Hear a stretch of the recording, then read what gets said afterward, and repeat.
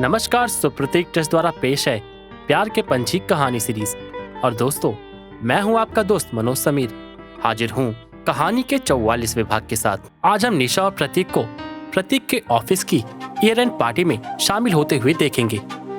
आज निशा ने बहुत ही खूबसूरत साड़ी पहन रखी थी और प्रतीक ने कुर्ता पैजामा पहना हुआ था। जैसे ही वो लोग रेस्टोरेंट में दाखिल हुए, उन्हें एक हॉल में लेकर जाया गया जिसमें कोतासु टेबल रखी हुई थी जिसकी ऊंचाई घुटनों तक थी और साथ ही फर्श पर तातामी की फ्लोरिंग की गई थी। सभी लोगों को फर्श पर बिछी तातामी पर ही बैठना होता है। मेज पर प्रत्येक व्यक्ति के लिए बियर की बोतलें और ग्लास रखी हुई थी। जो लोग बियर नहीं पीते हैं उनके लिए कोल्ड ड्रिंक थी। दोस्तों ने प्रतीक और निशा को समझाया कि जापान में एक दूसरे को बियर पिलाने का एक रिवाज है।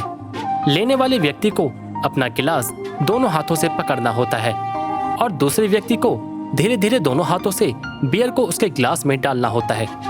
आमतौर पर लोग खाना पीना या ड्रिंक खुद नहीं लेते हैं, बल्कि दूसरों का परोसा हुआ पसंद करते हैं। इसके माध्यम से लोगों के बीच आपसी जुड़ाव और भाईचारा मजबूत होता है। इस पार्टी का नाम बोनेनकाई या ईयर एंड पार्टी होता है। एक वरिष्ठ व्यक्ति ने खड़े होकर सभी को संबोधित किया। कंपनी, जीवन और पिछले वर्ष के अच्छे और बुरे समय को याद करते हुए उन्होंने सभी को दुखों को भुलाकर आगे बढ़ने की प्रेरणा दी। पार्टी के माध्यम से उन्होंने सभी को नए साल की शुभकामनाएं दी। उन्होंने बीते साल कंपनी की उपलब्धियों को याद किया और साथ ही पार्टी में आए मेहमानों को संबोधित किया। उनके जीवन में होने वाली विभिन्न घटनाओं के बारे में भी बात की। उन्होंने दूसरों को प्रोत्साहित किया और उत्साहित किया। भाषण के बाद पार्टी की शुरुआत होती है, जिसमें कंपाई समारोह शामिल था, जिसमें बियर का पहला सिप लिया जाता है। सभी ने अपना गिलास पकड़ लिया और एक साथ कंपाई कहा।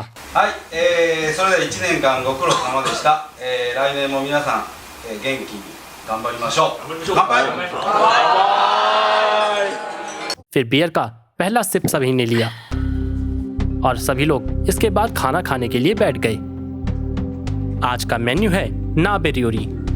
चिकन शोरबा से भरा एक चीनी मिट्टी का कटोरा टेबल के सेंटर में रखा हुआ था और साथ ही इसमें मशरूम और अन्य सब्जियां शामिल थी। धीरे धीरे चीनी मिट्टी के बर्तन में सभी सब्जियां उबलना शुरू करती हैं। इस चीनी मिट्टी के बर्तन को नाबे कहा जाता है। रियोरी का अर्थ होता है पकवान। जैसे जैसे वरिष्ठ व्यक्ति की रोचक बातें चल रही थी, धीमी धीमी आंच पर सभी सब्जियां भी उबल रही थी। इन सब्जियों का सूप अन्य सामग्रियों के लिए स्टू के रूप में काम आता है। फिर धीरे धीरे क्रैब, मछली और चिकन आदि को भी इसमें डाला जाता है। आमतौर पर 5 से 6 लोग एक मेज पर होते हैं और बीच में नाबे को रखा जाता है और बाएं हाथ में एक छोटी कटोरी में पॉन्जू लेते हैं, जो कि एक खट्टी मीठी सॉस है। अब नाबे में पकी हुई चीज को चॉपस्टिक से उठाकर इस पॉन्जू में डुबोकर वो लोग खाते हैं। वे लोग बातचीत करते हुए धीरे धीरे इसे खाते हैं और लंबे समय तक एक दूसरे के साथ समय बिताते हैं।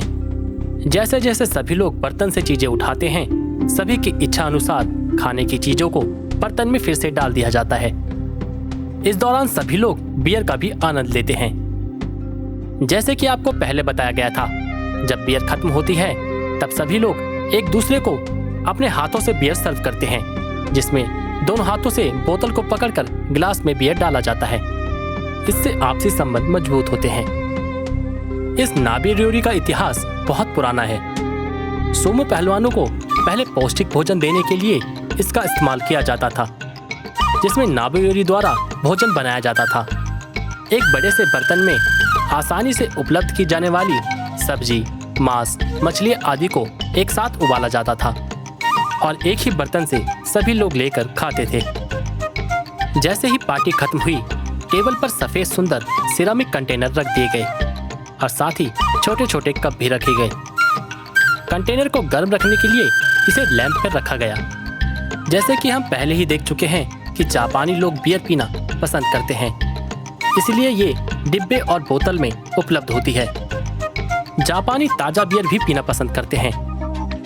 जापान के बियर में 5% अल्कोहल होता है, जबकि साके में 14 से 17% अल्कोहल होता है। इसे गर्म या ठंडा परोसा जा सकता है। आमतौर पर इसे ग्रेजुएशन सेरेमनी के दौरान एक फ्लैट डिश में परोसा जाता है।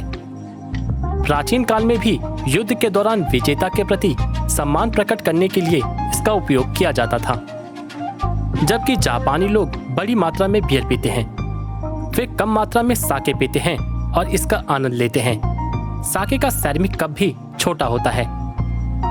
निशा और प्रतीक ने साके का एक घूंट लिया और इसके हल्के मीठे स्वाद का आनंद लिया। पार्टी का अंत एक वरिष्ठ व्यक्ति के भाषण के साथ हुआ। 皆さん立ってください。はい。お手を拝借いたします。それでは皆さん3本締め。よー。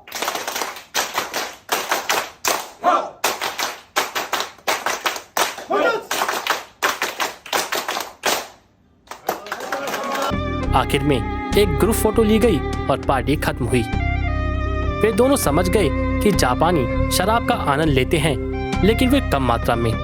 वे इसे अपने खाने के साथ लेते हैं और इसके प्रभाव में कभी भी गाड़ी नहीं चलाते हैं। जो लोग कार से आते हैं उनको घर जाने के लिए एक ड्राइवर उपलब्ध कराया जाता है।